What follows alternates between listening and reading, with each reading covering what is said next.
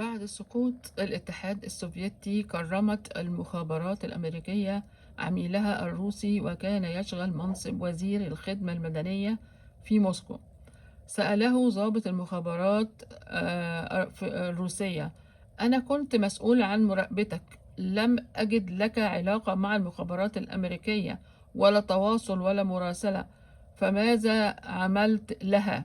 يعني عملت لهم إيه عشان يحطوك في المنصب ده؟ فقال له: أنا كنت بعين كل خريج في غير تخصصه، في غير مجاله، وأشجع على ترقية الأغبياء إلى الأعلى مع دعاية إعلامية لهم، وأحول دون صعود الكفاءات باختراع نقص الشروط، حتى بقى في رأس الدولة العجائز القدامى والأغبياء الجدد، فأصيب الاتحاد السوفيتي بإفلاس فكري وسقط.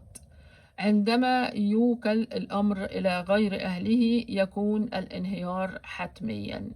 يا ترى ده بيفكرنا بمين؟